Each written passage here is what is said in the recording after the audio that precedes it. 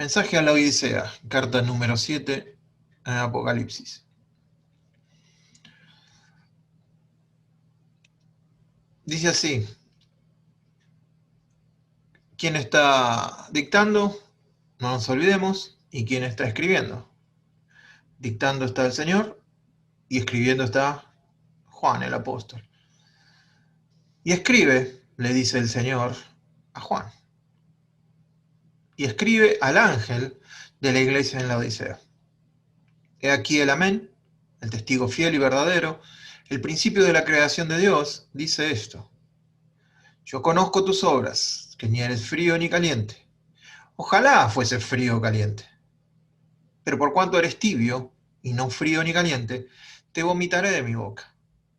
Porque tú dices, yo soy rico, y me he enriquecido, y de ninguna cosa tengo necesidad. Y no sabes que tú eres un desventurado, miserable, pobre, ciego y desnudo. Por tanto, yo te aconsejo que de mí compres oro refinado en fuego, para que seas rico, y vestiduras blancas para vestirte, y que no se descubra la vergüenza de tu desnudez. Y unge tus ojos con colirio, para que veas. Yo reprendo y castigo a todos los que amo. Sé, pues, celoso y arrepiéntete. He aquí, yo estoy a la puerta y llamo. Si alguno oye mi voz y abre la puerta, entraré a él y cenaré con él y él conmigo. Al que venciere, le daré que se siente conmigo en mi trono, así como yo he vencido y me he sentado con mi Padre en su trono. El que tiene oído, oiga lo que el Espíritu dice a las iglesias. Mismo final que todas las cartas. Otra vez y por última vez vamos a repasar cuál es el patrón, la secuencia de la carta, las 7 partes. Uy, perdón, corté las siete partes.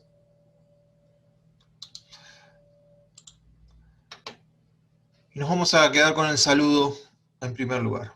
El saludo.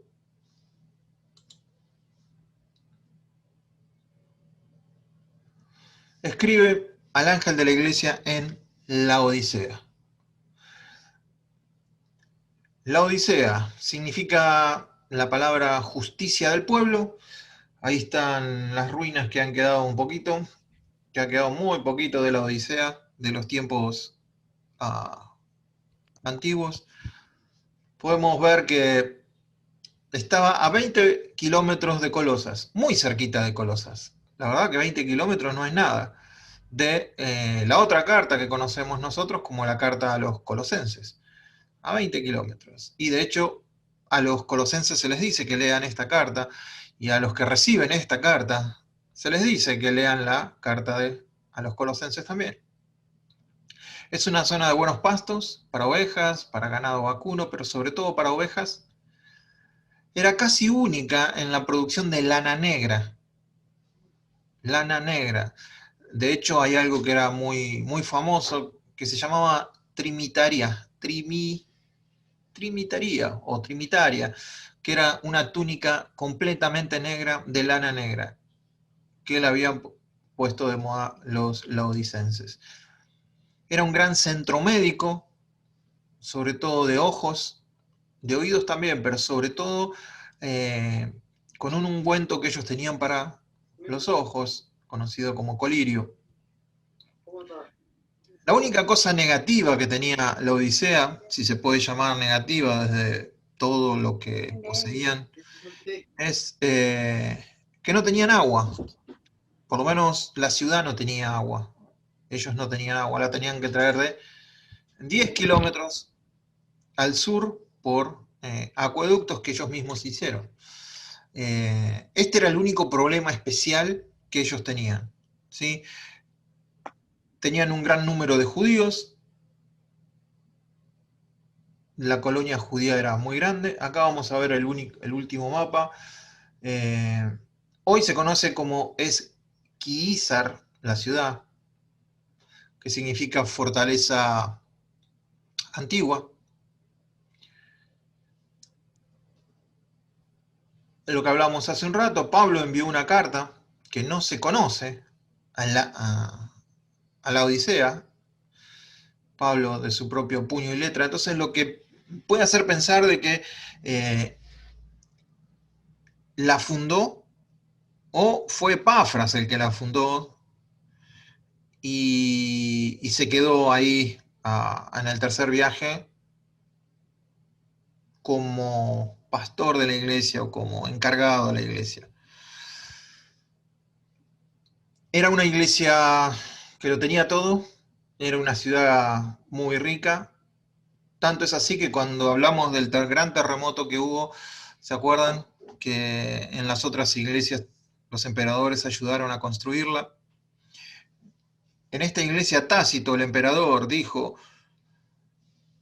la Odisea surgió de las ruinas por la fuerza de sus propios recursos y sin ninguna ayuda de otros. Imagínense entonces el poderío económico que había mucho dinero, y el orgullo también de ellos de no necesitar de nadie, de poderse valer a sí mismos. Esto es una característica de la iglesia. Vimos varias. La lana negra, no tienen agua y tienen todo bajo control. El colirio es también el ungüento conocido por este lugar. Y acá vemos el mapa, si ustedes lo ven, allá está la Odisea, cerca de Colosas, la última. Si vamos por el otro lado, está muy cerquita de Éfeso. Si se pueden ver ahí, está cerquita de Éfeso.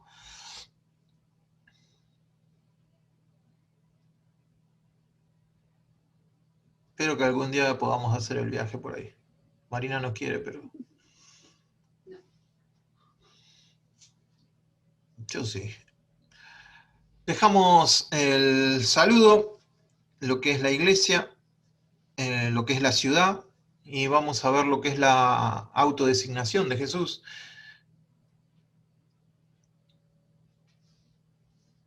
He aquí el amén, el testigo fiel y verdadero, el principio de la creación de Dios, dice esto.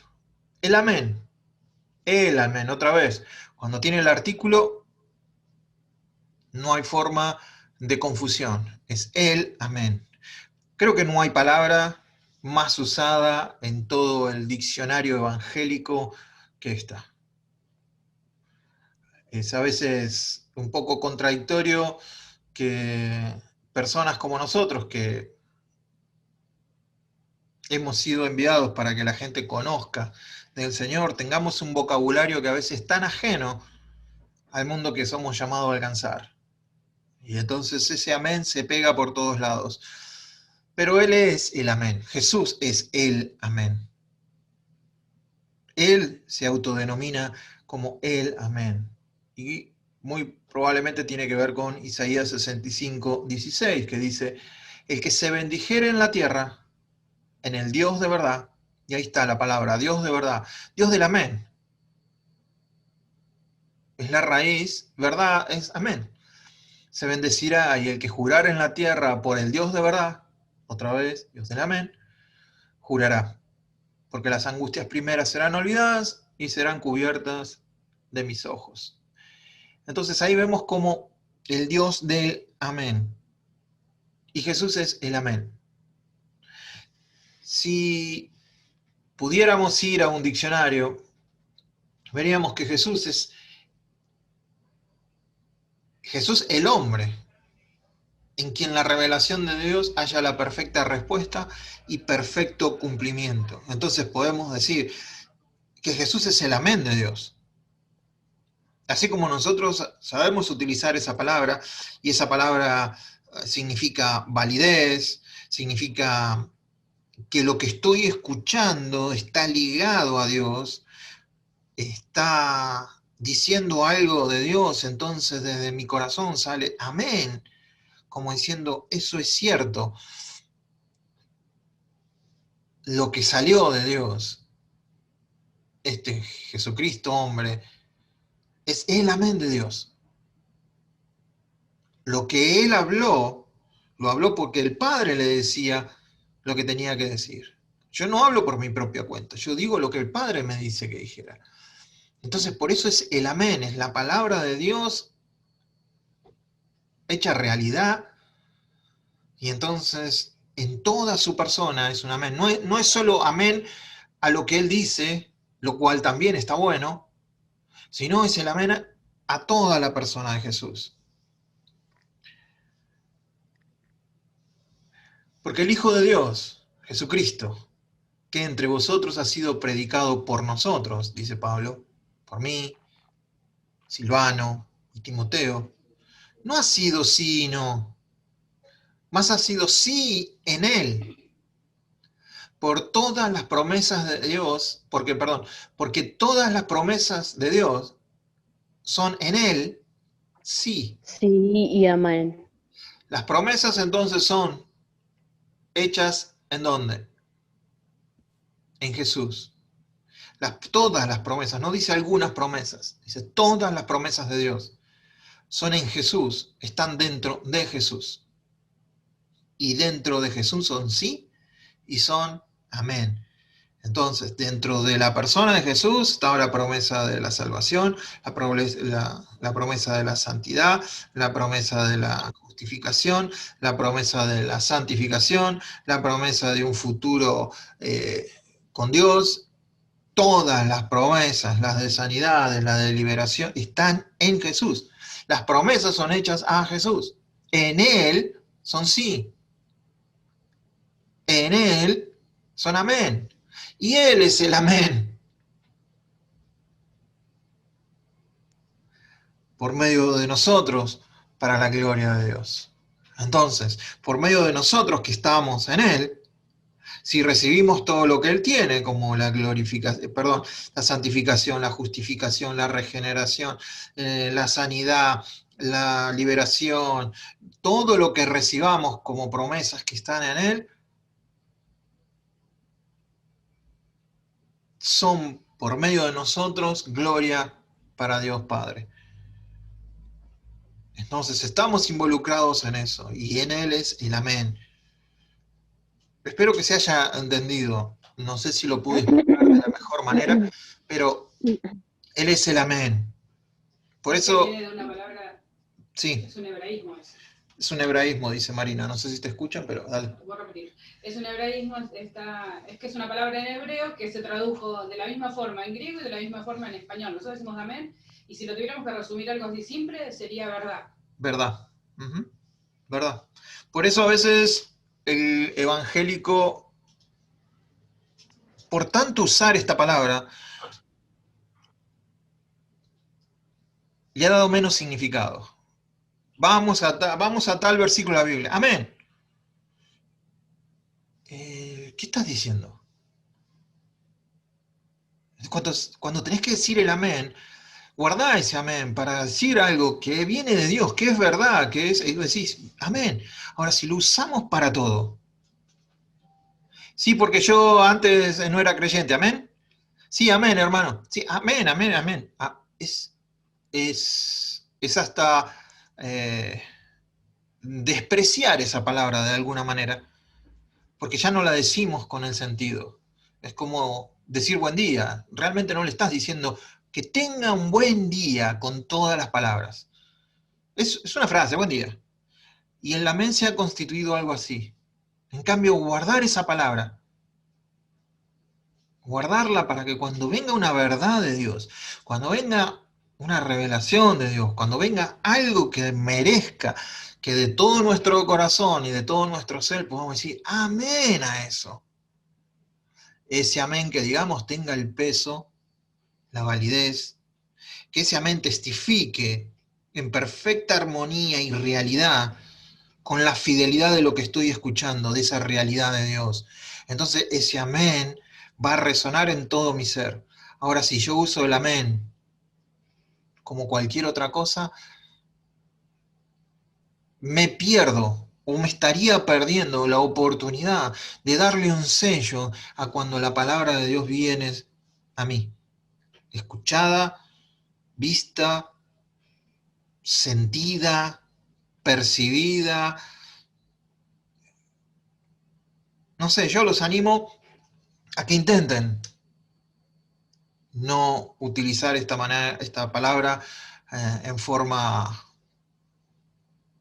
indiscriminada y que pierda todo sentido. Porque Jesucristo también es el amén.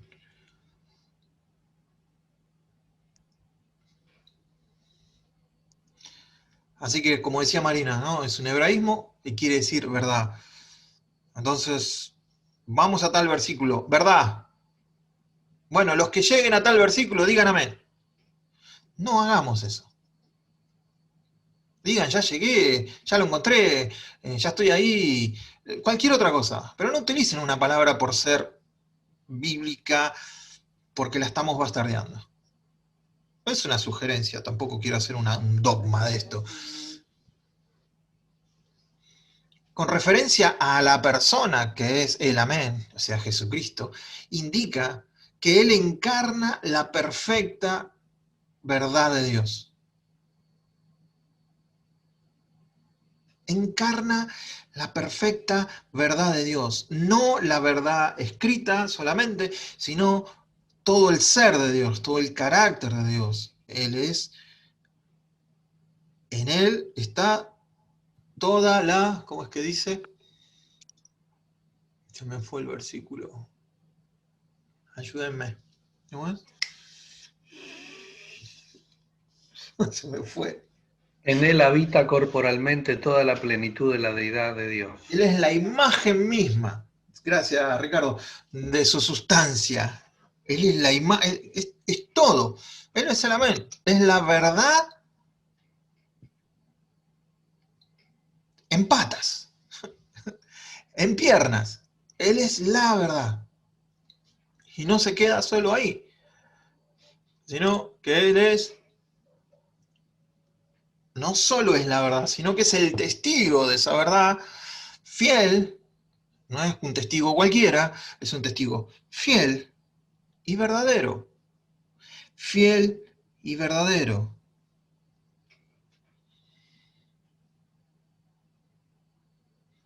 Fiel en cuanto a su constancia y verdadero porque es genuino en cuanto al contenido de lo que él dice, en cuanto al contenido de lo que él hizo, el contenido en cuanto a lo que él representó. Él es fiel y verdadero. Hay algunos versículos que quiero compartir con ustedes.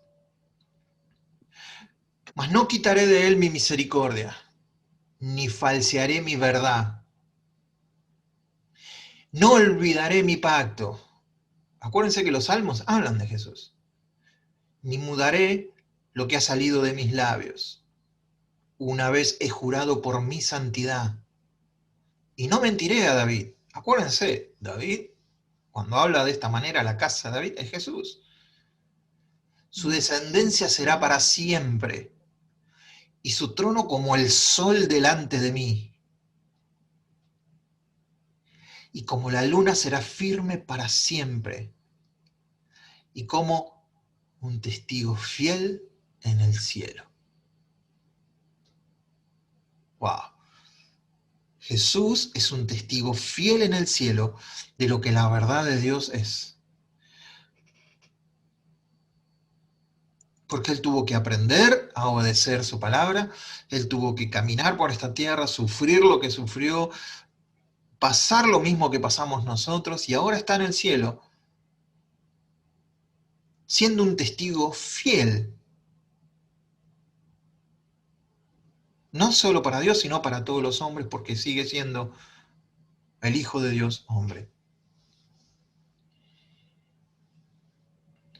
En Apocalipsis aparece 2 veces, y de Jesucristo, el testigo fiel, el primogénito de los muertos y soberano de los reyes de la tierra.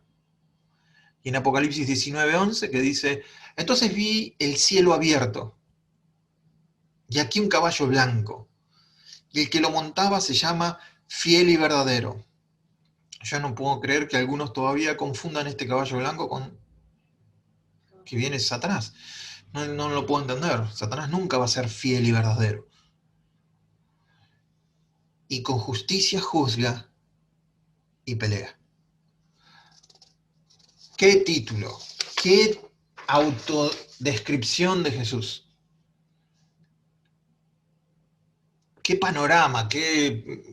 Nos pintó un cuadro de lo que es Él solamente con un versículo?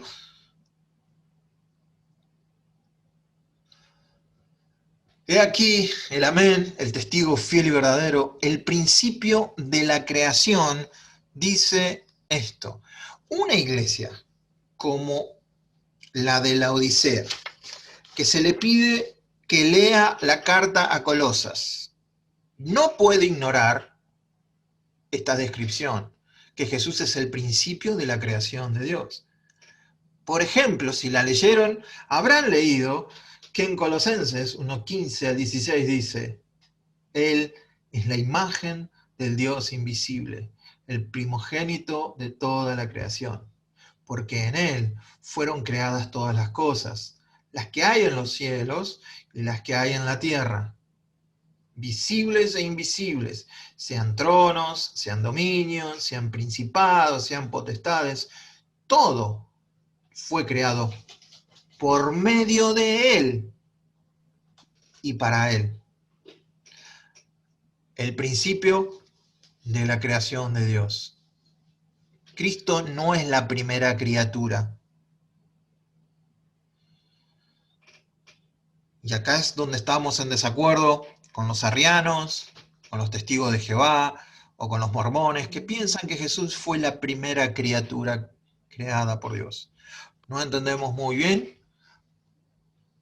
cómo son las cosas, pero Jesucristo es eterno, como lo es el Padre. Y en esa eternidad pasada no sabemos cómo ocurrieron las cosas, pero Él es eterno, no fue creado. Cristo no es la primera criatura, Él es la fuente de origen de la creación. Ahí les puse algunos versículos si ustedes quieren ir. Jesús es la causa, la cabeza y el centro del universo. Personificado en el libro de Proverbios, podemos encontrar la sabiduría. Y la sabiduría sabemos que personificada es lo mismo que el Señor. Miren lo que dice Proverbios 8, 23 al 31. La sabiduría, como si estuviera hablando la sabiduría, ¿no? Eternamente tuve el principado desde el principio. ¿Desde cuándo? Desde el principio. Antes de la tierra. Antes de los abismos fui engendrada. Antes que fuese la fuente de muchas aguas. Antes que los montes fuesen formados. Antes de los collados ya había sido yo engendrada. No había aún hecho la tierra, ni los campos, ni el principio del polvo del mundo. Cuando formaba los cielos, allí estaba yo. Cuando trazaba el círculo sobre la faz del abismo, cuando afirmaba los cielos arriba, cuando afirmaba las fuentes del abismo, cuando ponía al mar su estatuto para que las aguas no traspasasen su mandamiento, cuando establecía los fundamentos de la tierra, con él estaba yo ordenándolo todo. Y era su delicia de día en día, teniendo solaz delante de él en todo tiempo. Me regocijo en la parte habitable de su tierra, y mis delicias son con los hijos de los hombres. La sabiduría, antes que el primer pájaro cantara, antes que la primer piedra se creara, antes que la primera gota de agua corriera por un río, antes que todo, Él ya era. Él es el principio de la creación. Él es el principio de todo lo creado. Él fue el que lo creó, Él lo sustenta. Y Él es el centro por lo cual se creó todo lo que conocemos hoy. Ese fue la autodesignación de Jesús. Wow, ¿te imaginas que te llegue una carta así? Que estés sentado en la iglesia y diga, nos escribió una carta a Jesús. Jesús, sí, el amén, el testigo fiel y verdadero, el principio de la creación. Y se te caen las medias. Bueno, ¿sabes qué? esta carta también fue escrita para nosotros. Así que se nos pueden caer las medias a nosotros también. Vamos a ver el elogio. El elogio. Ah, no hay elogio. Bueno, nos vamos a quedar con las ganas del elogio porque no hay elogio. Así que amárrense los pantalones porque acá viene el puesto número 4, que es la reprimenda. Yo conozco tus obras, dice el Señor, que ni eres frío ni caliente. Ojalá fuese frío o caliente. Pero por cuanto eres tibio y no frío ni caliente, te vomitaré de mi boca. ¿Qué no se ha escrito acerca de esto? Vamos a tratar, como hemos venido haciendo, de entender esto tomando en cuenta la geografía y la historia de la ciudad a la cual fue escrita esto, sin tener que llegar a espiritualizar esto, sin tener que llegar a la imaginaria nuestra. Pero si sabemos que la Odisea no tenía agua, la Odisea era tibia, no era ni fría ni caliente, era tibia, dice el Señor. Y el Señor le dice, ojalá fueras fría o caliente.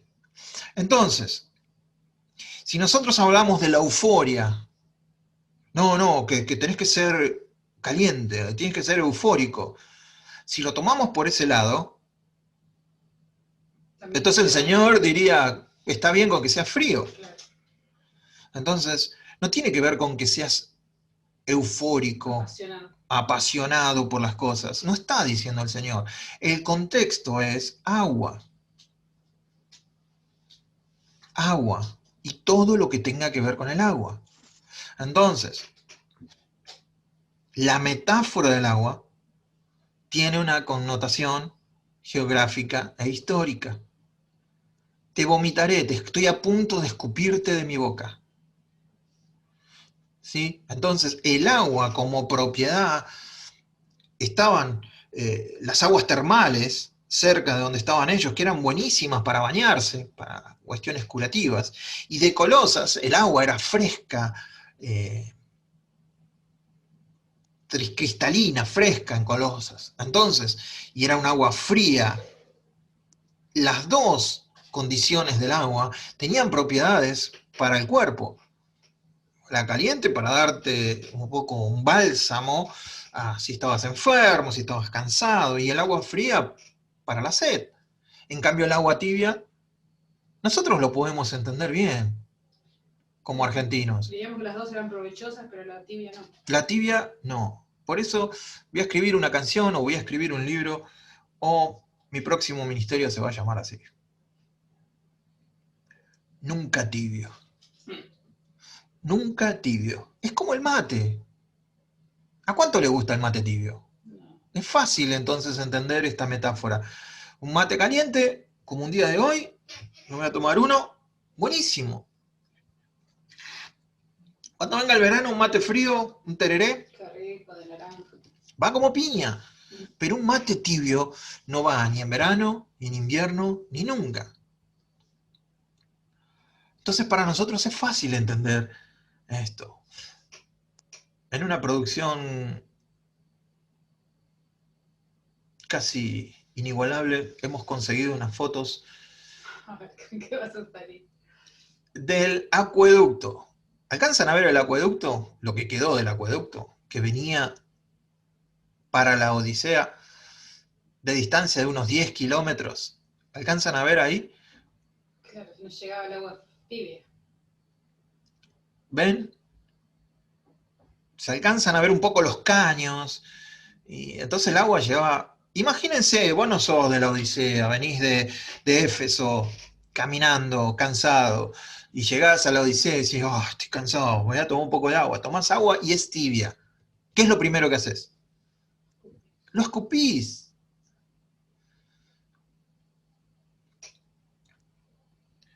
¿Cuántos escupimos el primer mate porque es tibia?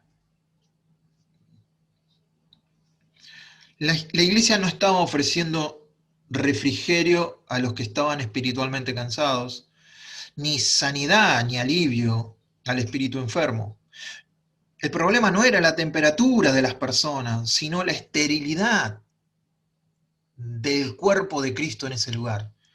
La esterilidad, la poca importancia que el cuerpo de Cristo ejercía sobre las otras personas en ese lugar. No tenía que ver con la euforia. Yo muchas veces he creído, no, hermano, no tenemos que ser tibios, tenemos que ser calientes. Y por ahí entonces una alabanza movida y a bailar y hacer ese tipo de cosas, lo cual no está mal, pero no tiene que ver con este pasaje. ¿Sí? No tiene que ver con esto. Un escritor de aquel tiempo dice, ¿acaso los oyentes mirando desde la puerta o la ventana habían esforzado la vista en un intento de captar la lejanía de los precipicios incrustados de cal y azufre que descendían de Hierápolis, de donde venía el agua, donde las columnas de vapor permitían intuir los ardientes pozos y regueros de aguas repugnantes, insípidas, que venían por rocas viscosas, unas aguas cargadas de alumbre con las que el inadvertido viajero tantas veces había buscado calmar la sed solo para vomitarlas de inmediato, con asco y repulsión. El Señor les está diciendo a la iglesia de una manera que ellos pueden entender, esta es tu condición. En cierta manera, tu actitud me está dando repulsión. Eso es lo que hace el vómito, eso es lo que hace escupir, porque no es la primera vez que en la Biblia aparece el vomitar. La tierra vomitó sus moradores, dice Dios. Los vomitó porque empezaron a hacer cosas que no tenían que hacer. Entonces el Señor dice, los vomitó la tierra. Entonces, ustedes no hagan lo mismo, le dice Israel, porque si no, la tierra los va a vomitar a ustedes también.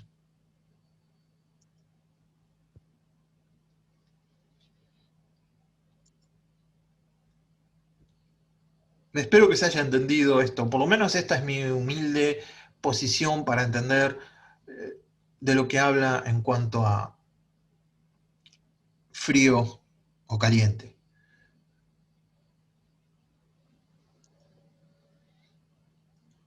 Y entonces acá nos podríamos preguntar, ¿pero por qué, Señor, vas a escupir o vomitar de tu boca? Y la respuesta sería, porque tú dices, yo soy rico y me he enriquecido y de ninguna cosa tengo necesidad. Y no sabes que tú eres un desventurado, miserable, pobre, ciego y desnudo. Entonces, el hastío del Señor es esto. Vos decís esto de vos mismo. Es una actitud Arrogante, ¿no? muy arrogante, muy arrogante. Las riquezas de las que se jactaba no era solo material, sino también espiritual. Los adjetivos miserable, ¿sí? Es la misma palabra utilizada cuando Pablo dice somos dignos de lástima. Ustedes son dignos de lástima, les dice el Señor a la iglesia en la Odisea. Un solo artículo, ¿se acuerdan cuando hablamos de que cuando el Señor pone y es para mirar cada una de las cosas que se dicen? Acá lo que hay es una coma. Porque lo que está diciendo es que los 5 aspectos es del mismo estado de la persona. Entonces, ser desnudo, ciego, pobre, digno de lástima, desventurado, todo eso es la condición del hombre. Igual que el labrador de la palabra de Jesús, que decía para sí, tienes muchos bienes depositados para muchos años, descansa, come, bebe, diviértete. Ustedes saben cómo sigue.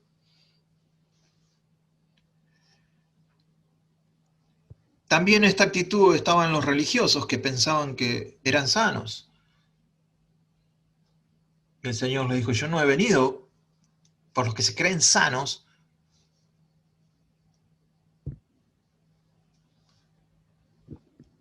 los mismos religiosos creían que ellos veían, y el Señor le dice, ustedes son ciegos, están ciegos. Entonces hay una actitud, ya el Señor la había visto en algunas personas, esa actitud arrogante, de autosuficiencia, en la que nos creemos, me voy a incluir a veces, que somos ricos espiritualmente, que somos ricos en muchas cosas, y que de nada tengo necesidad. Y entonces el Señor, que todo lo ve, que conoce nuestras obras, nos dice, vos no sabés, yo estoy mirando. Sos desventurado, miserable, pobre, ciego y desnudo. Hubo otra ocasión también que se usa esta frase. En Oseas, capítulo 12, del 1 al 9, dice así, el pueblo de Israel se alimenta del viento. Oh, todo el día corre tras el viento del este. Amontonan mentiras y violencia. Hacen una alianza con Asiria mientras mandan aceite de oliva a fin de comprar el apoyo de Egipto. Entiendan lo que significa Siria y entiendan lo que significa Egipto. Ahora el Señor presenta cargos contra Judá. Está a punto de castigar a Jacob por todos sus caminos engañosos y cobrarle por todo lo que hizo. Aún en la matriz, Jacob luchó con su hermano. Cuando se hizo hombre, cuando se hizo hombre, hasta peleó con Dios. Sí, luchó con el ángel y venció. Lloró y clamó para que lo bendijera. Allá en Betel se encontró cara a cara con Dios y Dios habló con él. El Señor, Dios de los ejércitos celestiales, el Señor es su nombre. Así que ahora, vuélvete a tu Dios. Actúa, y acá está la idea, ¿no? Actúa con amor y justicia, confía siempre en Él. Pero no, la gente se comporta como astutos comerciantes que venden con balanzas fraudulentas. Les encanta estafar. Israel se jacta. ¿Ven? Eso es lo mismo que pasaba con la Odisea, jactancia. ¿Y qué decían los de Israel? Yo soy rico, sin ayuda de nadie hice una fortuna. Nadie me ha descubierto haciendo trampa. Fíjate de qué se jactan. Mi historial es impecable. Pero yo soy el Señor tu Dios, que te rescató de la esclavitud en Egipto.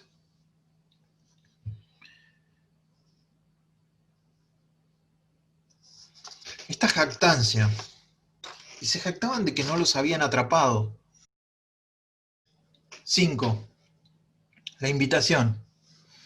Por tanto, el Señor les da un consejo.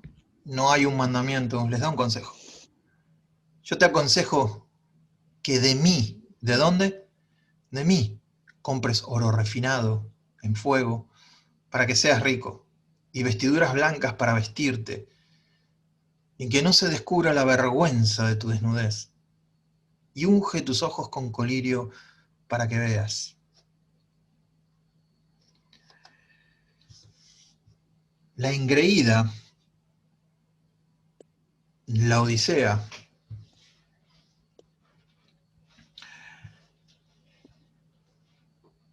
la engreída satisfacción de los creyentes de la Odisea se responde con el consejo de que compren y usen precisamente aquellas cosas que están seguros de no necesitar. Si había algo de lo que no necesitaban era colirio. Oro les sobraba. Vestiduras blancas tendrían. O sea, alguien tiene el micrófono abierto, tengan cuidado.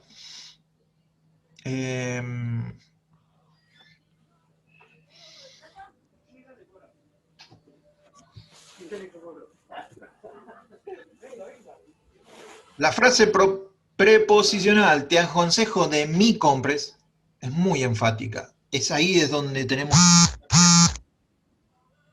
de mí compres.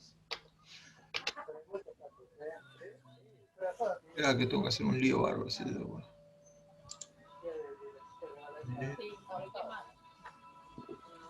La rubia, el marido.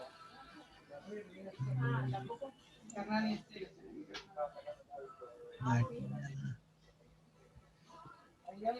Bánqueme un poquito que le voy a... Así Marina puede manejar. Listo. Bueno, porque a veces los micrófonos, si están abiertos, Sí, agárrate. puede pasar una situación incómoda. La frase preposicional, te aconsejo que de mí compres, es donde nosotros tenemos que enfocarnos. De mí. No que hagas un esfuerzo, no que te enfoques más en vos mismo, de mí compres. ¿Sí? ¿Qué cosa? 3 cosas básicas. Oro refinado, vestiduras blancas y colirio. El colirio, bueno, no lo compren, pero úsenlo, muchachos. Son famosos por el colirio. Son famosos por el polvo frigio que le decían. El oro refinado es, yo te aconsejo, es pureza. El oro se refina, hablando espiritualmente, con la disciplina.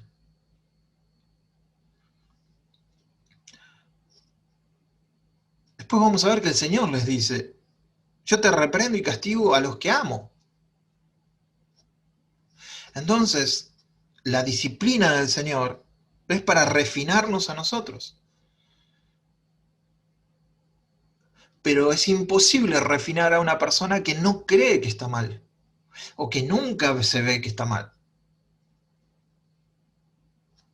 o que ve que su condición es más que aceptable. ¿Cómo vas a disciplinar a una persona así? Es imposible. No se puede disciplinar a aquel que no tiene nada de malo, o aquel que se considera a sí mismo que no tiene nada de malo. Las vestiduras blancas, ellos se veían como gente rica, pero desde la altura, desde la posición del Señor, los ve como desnudos. La vergüenza de tu desnudez. ¿Qué fue lo que causó la vergüenza de la desnudez en el hombre? El pecado, el querer hacerse como Dios. Siempre que veamos en una cultura griega el desnudo no era tan vergonzoso, pero en una cultura hebrea un cuerpo desnudo es vergonzoso. Cuando alguien estaba en alguna torre haciendo vigilancia y se quedaba dormido, el castigo era sacarle sus ropas y que tuviera que volver a su casa desnudo. Quizás es algo gracioso para nosotros, pero en una cultura que tiene la base no en las cosas que están bien o que están mal, sino en el honor y en el deshonor, ese hombre desnudo lo que generó fue deshonor, no solo a él, sino a toda su familia, a todo el clan y quizás a toda la ciudad. No era por castigo a él, sino para deshonrarlo, por no haber estado vigilante. Que no se descubra la vergüenza de tu desnudez. Comprá vestiduras blancas. Las vestiduras blancas generalmente es la justicia imputada de Cristo en nosotros. ¿Se acuerdan que lo vimos? Despojate de las antiguas vestiduras y vestite de Cristo. Lo vimos cuando estuvimos viendo lo de Colosas. Vestite de la nueva creación, que es en Cristo Jesús. Y el colirio es una pomada lograda por un polvo que ellos tenían. Creo que hasta el día de hoy se usa el colirio, ¿no? ¿Vos usas colirio, Marina? Ajá, pero son gotas ahora. Ahora son gotas. Bien. De lo que más abundancia tienen y de lo que ellos más se enorgullecían era de tener el colirio. Eran reconocidos mundialmente por el colirio. Entonces el Señor se los prescribe a ellos espiritualmente.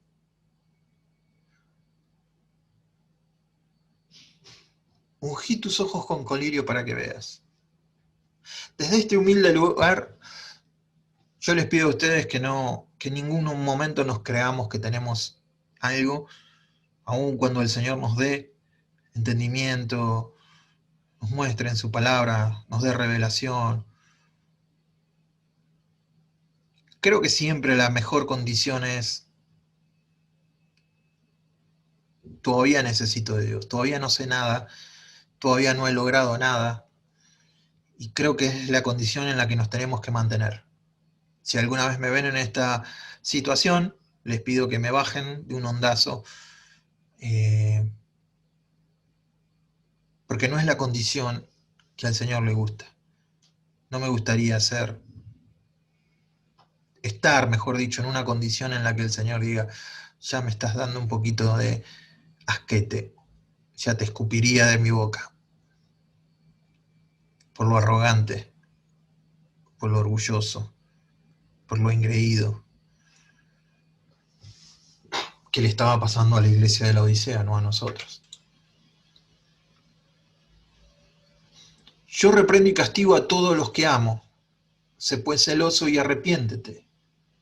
Y aquí yo estoy a la puerta y llamo, y si alguno oye mi voz y abre la puerta, entraré a él y cenaré con él y él conmigo. Yo reprendo y castigo a todos los que amo.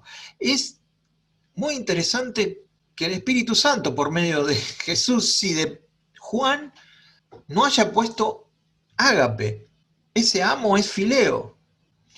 Con todos aquellos con los que yo tengo compañerismo, con todos aquellos que tengo un amor entrañable, yo los castigo, yo los reprendo. La palabra castigo es paideuo, y es la palabra que se usa para entrenar a los niños. Pero no hay un te reprendo y castigo con odio. Yo te reprendo y castigo con estoy a punto de caerte con un rayo por la cabeza. Yo reprendo y castigo a los que amo. Yo corrijo a mis hijos. Ustedes corrigen a sus hijos. Entonces pueden entender esto. Yo corrijo a mi iglesia con ese amor. O sea, no le había perdido el amor a esta gente, aunque le generaban,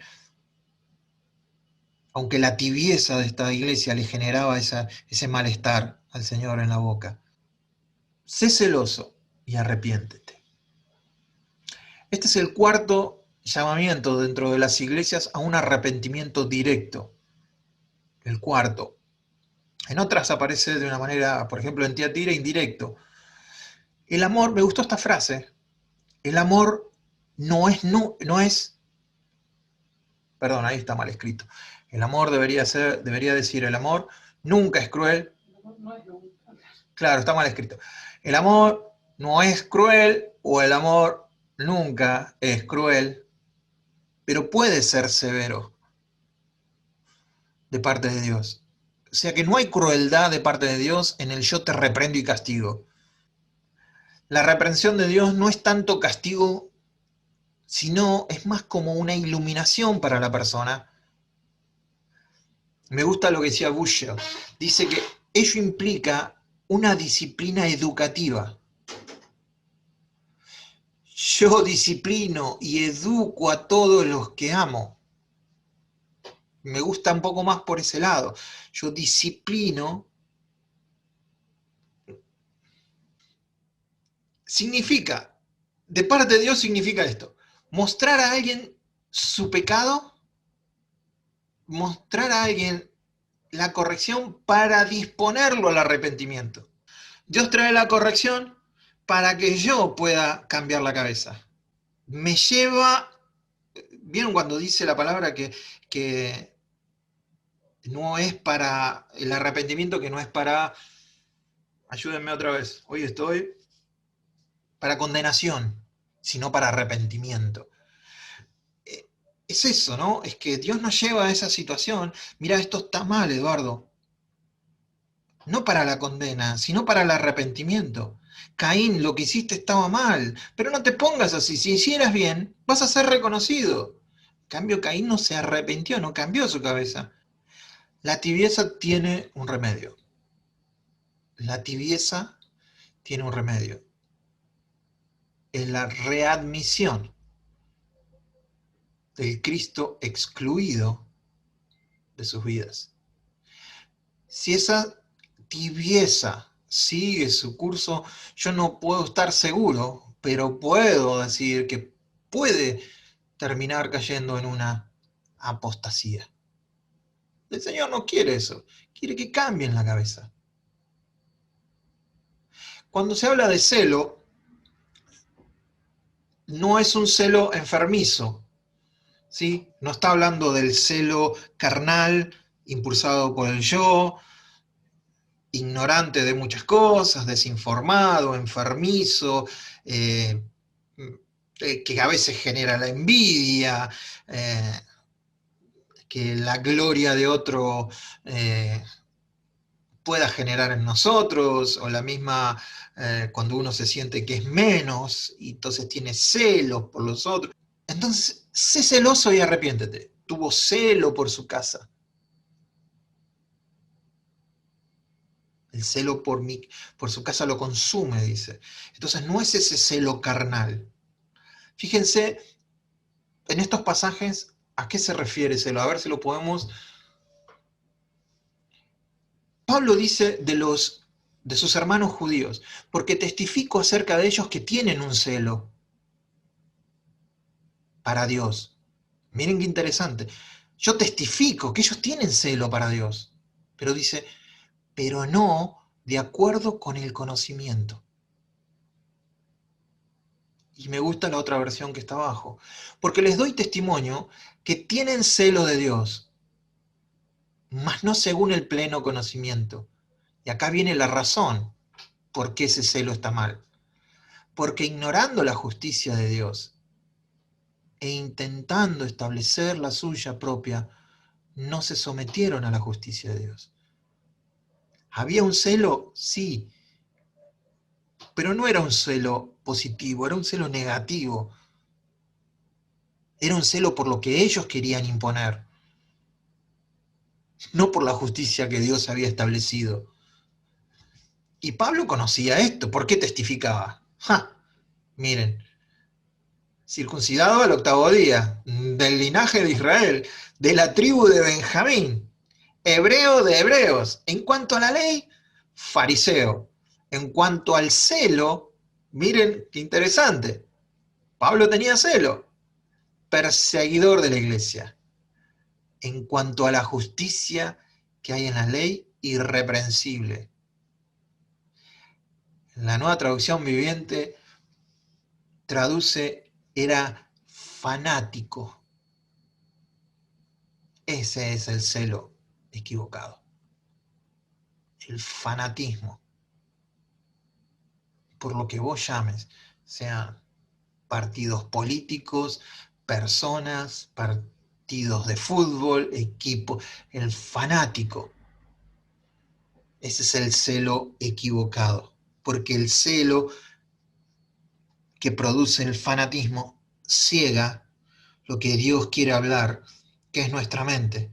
Quiere imputar la justicia de Cristo a nosotros para que haya un cambio de mente, pero el celo negativo lo impide. Entonces, cuando el Señor le dice, sé celoso y arrepiéntete, es un celo positivo. Entendé cuál es mi justicia, entendé cómo yo actúo. Deja de ser fanático de tu condición, desfanatizate, no sé si existe esa palabra, la acabo de inventar yo ahora, y cambia la cabeza, hermano. Cambia la cabeza. Pero Jesús, ¿cómo hago? Y mirá, yo estoy a la puerta y llamo. Si alguno oye mi voz y abre la puerta, no solo hay que escuchar la voz, hay que abrir la puerta. Y ahí sí, entraré a él y cenaré con él. Y él conmigo. Cuando dice llamo a la puerta, no es y se fue. Es un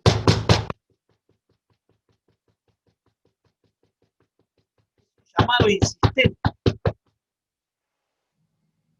Es un llamado insistente a la puerta. Evidentemente, acá me tengo que poner el gorrito de maestro. ¿Este versículo puede ser utilizado con un fin evangelizador? Sí, pero el contexto habla a creyentes. Se dirige a miembros autoengañados de la iglesia, a miembros del cuerpo autoengañados. Entonces, si alguien utiliza este versículo con un fin evangelístico, lo puedo entender, yo no lo voy a juzgar, pero si nos ponemos a revisar, esto es para la iglesia.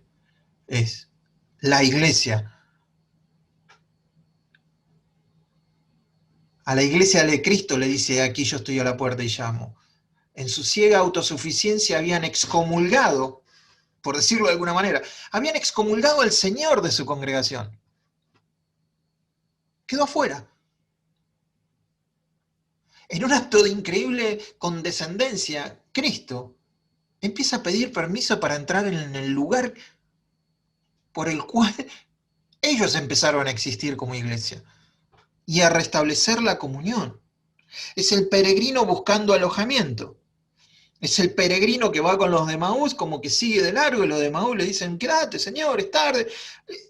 Es ese mismo Jesús. Es el Rey de Reyes, Señor de señores, golpeando la casa de un mendigo para poder comer con ellos. La razón, la iglesia lo dejó fuera, está pidiendo entrar.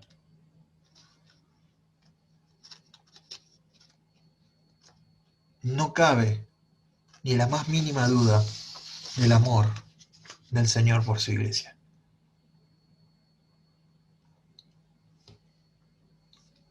Todos sabemos lo que quiere decir entrar y cenar, quedarse y comer.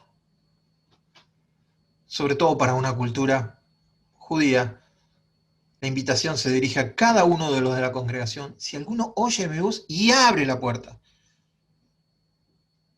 Son dos elementos, oír la voz y abrir la puerta. La respuesta de Cristo a la puerta que se abre a su llamamiento es su entrada y el inicio de comunión. Una unión común en restablecer la unión que se había perdido. En las tierras orientales hay un vínculo muy fuerte con aquel que te sentás a comer. Por eso en alguna parte de la Biblia dice, bueno, con aquel no te sientes ni a comer. No está diciendo como en nuestro occidente no te sientes a comer. Está diciendo como en el oriente. No tengas comunión con esa persona. Símbolo de intimidad de lo que va a ser el reino mesiánico. Vamos a comer, vamos a tomar con el Señor. Dios nunca, me gusta esta frase, nunca ha tomado por violencia o por autoritarismo las murallas del corazón humano. Jamás ha invadido al ser humano. Y en este caso más que nunca, está golpeando a la puerta. En un acto de amor, en un acto de preocupación. Por último, el llamado y la promesa. Ya sabemos que esto está cambiado, en las primeras estaban al revés, entonces vamos a ver primero la promesa. ¿Cuál es la promesa? Al que venciere, le daré que se siente conmigo en mi trono, así como yo he vencido, y me he sentado con mi Padre en su trono. ¿Vencer qué cosa? ¿Alguien me puede decir vencer qué? La indiferencia. Si sufrimos con Él, también reinaremos con Él. ¿Qué dice así? Juan, le dice el Señor a Juan, escribe esta carta al ángel de la iglesia de la Odisea. Este es el mensaje de aquel que es el amén, el testigo fiel y verdadero, el principio de la nueva creación de Dios. Yo sé todo lo que haces, que no eres ni frío ni caliente. ¿Cómo quisiera que fueses lo uno o lo otro? Pero ya que eres tibio, ni frío ni caliente, te escupiré de mi boca. Tú dices, soy rico, tengo todo lo que quiero, no necesito nada. Y no te das cuenta que eres un infeliz y un miserable. Eres pobre, ciego y estás desnudo. Así que te aconsejo que de mí compres oro, un oro purificado por fuego, y entonces serás rico. Compra también ropas blancas de mí, así no tendrás vergüenza por tu desnudez. Y compra ungüento para tus ojos, para que así puedas ver. Yo corrijo y disciplino a todos los que amo. Por lo tanto, sé diligente y arrepiéntete de tu indiferencia. Mira, yo estoy a la puerta y llamo. Si oyes mi voz y abres la puerta, yo entraré y cenaremos juntos como amigos. Todos los que salgan vencedores se sentarán conmigo en mi trono, tal como yo salí vencedor y me senté con mi Padre en su trono. Todo el que tenga oídos para oír debe escuchar al Espíritu y entender lo que Él dice a las iglesias.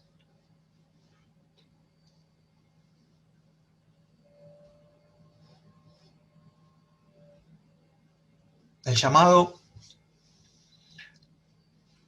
el que tiene oído oiga lo que el Espíritu dice a las iglesias. ¿Qué enseñanza te deja esta carta? ¿Qué te mostró el Espíritu Santo? ¿A qué te exhorta esta carta? ¿A qué te motiva esta carta? Son 3 preguntas que nos tenemos que hacer. Si quieren, es solo una, no es un mandato, es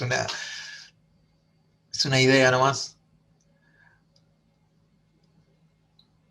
Y por último, déjenmelo terminar. Podemos terminar diciendo que cada iglesia la hemos visto, hemos cumplido con leerla, y hay bienaventuranza de parte de Dios en esto que hemos hecho. Dios nos ha ayudado y que Dios nos ayude a hacer la iglesia que Él planeó para nosotros, a hacer la iglesia que Él sueña que somos nosotros. Iglesia, tuviste 7 mensajes.